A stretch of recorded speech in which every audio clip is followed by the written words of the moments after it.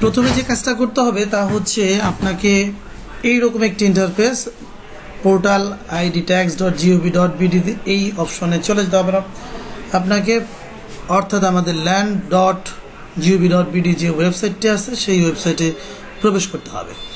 এরপরে যে কাজটা করতে হবে ঠিক এইরকম একটি ভূমি উন্নয়ন করের ড্যাশবোর্ড আসবে, সেখানে আপনি ড্যাশবোর্ডে যদি ক্লিক করেন আপনি এরকম অবস্থা দেখতে পারবেন। তো আপনি কি করবেন, এখন যেহেতু আপনি খাজনা দিতে চাচ্ছেন, ঠিক এই কাজটার জন্য আপনাকে খতিয়ান, হোল্ডিং তালিকা দাখিলা এবং পেমেন্ট বিবরণ এই কাজগুলো আপনি সব দেখতে পারবেন এবং করতে পারবেন।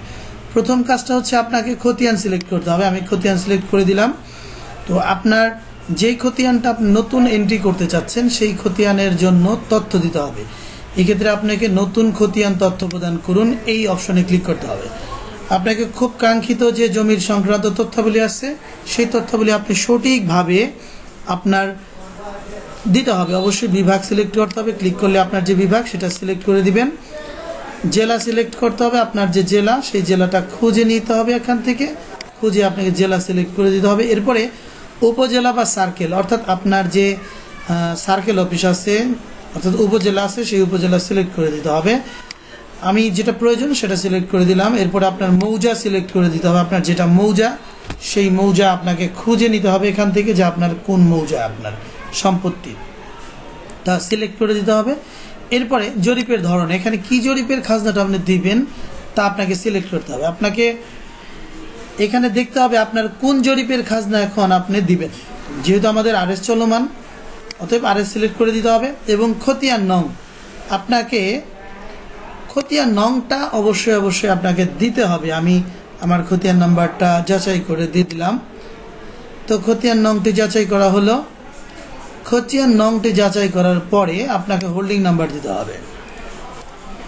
হোল্ডিং নাম্বার দেওয়ার পরে আপনার এই খতিয়ানের যে ছবিটা আছে অর্থাৎ খতিয়ানটি আপনি পিডিএফ ফাইল হোক, জেপিজি ফাইল হোক, পিএনজি ফাইল হোক অথবা যে কোনো পিডিএফ হোক সেটা আপনাকে 2 MBর মধ্যে হতে হবে। আপনি সেটা সিলেক্ট করে নিতে হবে। আমি সিলেক্ট করে দিলাম। এরপরে এখন যে কাজটা আপনার করতে হবে খুব অত্যন্ত মালিকের ধরন গুরুত্ব সহকারে দেখতে হবে। আপনার মালিকানা কি নিজস্ব মালিকানা অর্থাৎ আপনার নিজের নামে নামজারি, অথবা যদি আপনার নামে আরএস রেকর্ড থাকে এই ক্ষেত্রে আপনার নিজস্ব মালিকানা বক্সে টিক দিতে হবে। আপনার যদি নিজস্ব মালিকানা হয় নিজস্ব মালিকানা টিক করতে হবে। ধরুন আপনি নিজস্ব মালিক নয়, সো আপনাকে উত্তরাধিকার সূত্রে যে মালিকানা হয়ে থাকে তাহলে আপনাকে উত্তরাধিকারে ক্লিক করতে হবে। তো ঠিক এই জায়গায় আপনাকে খতিয়ানের মালিকের নামটা লিখতে হবে।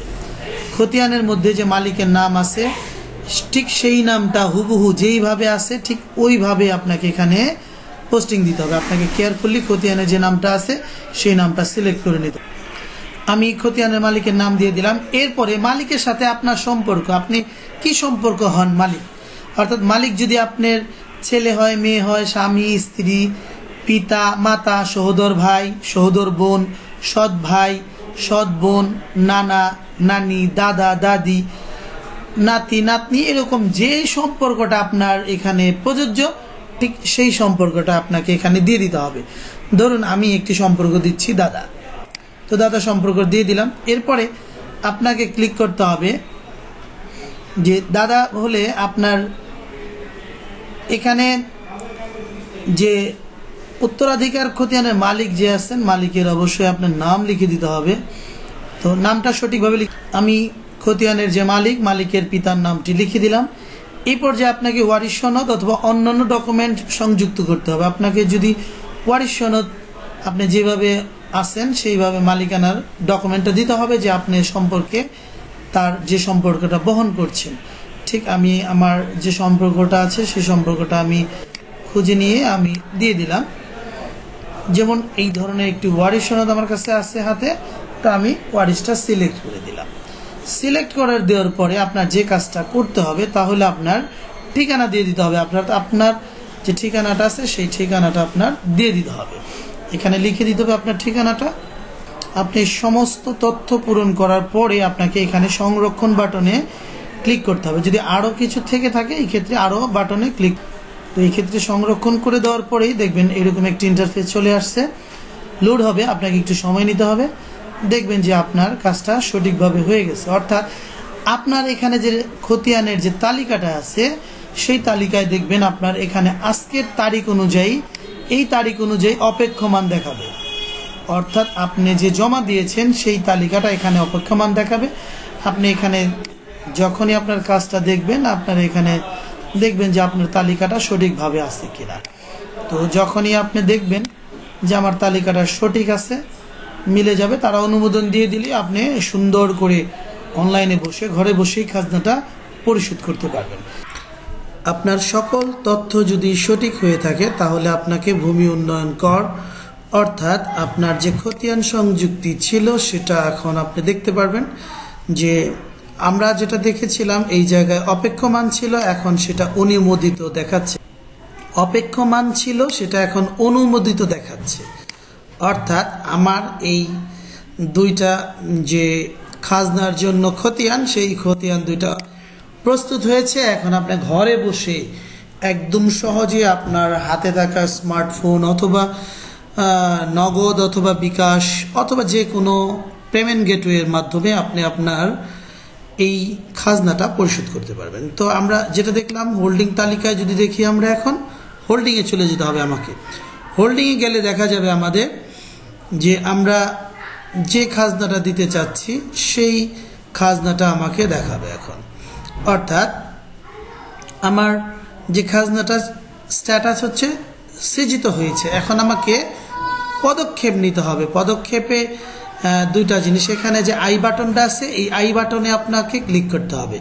আই বাটনে ক্লিক করলে আপনি দেখবেন যে এখানে আপনার যে পুরো বিস্তারিত যে খাজনার অবস্থানটা আপনাকে দেখাবে, কোন কোন খাজনা এবং কত টাকা এসেছে, সর্বশেষ কর পরিশোধের সাল কত এবং বকেয়া বছর কত, বকেয়া দাবি কত এবং বকেয়া দাবির জরিমানা কত এবং হাল দাবি কত এবং সর্বশেষ হচ্ছে আপনার সর্বমোট দাবি কত। যদি আপনি ক্যালকুলেশনে ক্লিক করেন এটার বিস্তারিত বিবরণ দেখতে পাবেন যে আসলে কত টাকা কোন খাতে ব্যবহার হয়েছে। তো এই ক্ষেত্রে আপনার এখন ধরুন আমরা পেমেন্ট করব, তাহলে পেমেন্ট গেটওয়েতে যেতে হবে। এরকম একটি তথ্য দিবে আপনাকে, ভূমি উন্নয়ন কর প্রদান করার পর দাখিলা না পেলে অনুগ্রহপূর্বক আপনার অ্যাকাউন্টে পেমেন্ট এই রকম রিকনসিলিয়েশন মেনুতে ক্লিক করে দাখিলা গ্রহণ করুন।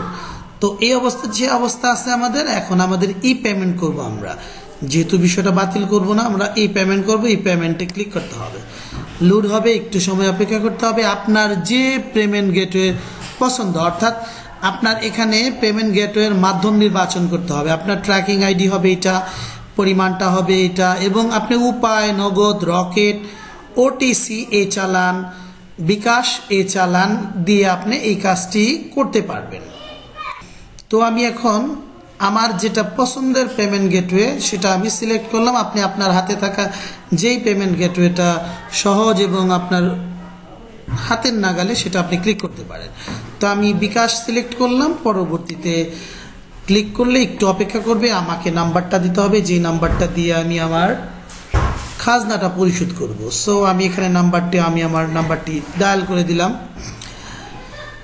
তো নাম্বারটি আপনার 12 ডিজিটের যে নাম্বারটা আছে সেই নাম্বারটা দেওয়ার পরে এখানে আপনার একটা ভেরিফিকেশন কোড আসবে 6 ডিজিট, অর্থাৎ 6 ডিজিটের একটা ভেরিফিকেশন কোড আসবে। এটা আপনার হাতে থাকা যে মোবাইল আছে, যেই মোবাইলের নাম্বার আপনি ডায়াল করেছেন সেই নাম্বারে চলে যাবে। আমি কনফার্ম করে দিলাম। এখন আপনার পিন নাম্বারটা দিতে হবে। আপনার সঠিক পিনটি দিয়ে আপনি যখন কনফার্মে করবেন দেখবেন যে সাকসেসফুলি একদম সহজেই আপনার খাজনাটা হয়ে যাচ্ছে। একটু সময় অপেক্ষা করলেই দেখবেন যে হ্যাঁ আপনার খাজনাটা হয়ে গেছে। এখানে আমরা দেখতে পেলাম যে খাজনার যে অবস্থানটা সেটা খাজনা হয়ে গেল। অতএব আমরা এখানে যদি প্রিন্ট বাটনে ক্লিক করি তাহলে প্রিন্ট হয়ে যাবে, আর যদি প্রিন্টার না থাকে তাহলে সেভ করে নিতে হবে আপনাকে। তো আমি এই মুহূর্তে যেহেতু প্রিন্টার হাতে নেই, সো আমি সেভ করে নিলাম যে আমার এই অবস্থানটা, যে আমি দিলাম যে আমার যে খতিয়ানটা আছে সেই খতিয়ানটা লিখে দিলাম। তো খতিয়ানের নাম দিয়ে আমি সেভ করে নিলাম। তো এই ছিল আমাদের কিভাবে ওয়ারিশের মূলে যে খাজনাটা পরিশোধ করতে হয় সেটা দেখিয়ে দেওয়া। আপনারা দেখলেন। যদি কোনো সমস্যা ফেস করেন তাহলে অবশ্যই কমেন্টে জানাতে পারেন, এবং ভিডিওটা যদি আপনাদের একটুও ভালো লেগে থাকে, আপনাদের কোনো উপকারে এসে থাকে, তাহলে অবশ্যই আমার এই ভিডিওটাকে লাইক, কমেন্ট এবং শেয়ার করবেন এবং সাপোর্ট করবেন।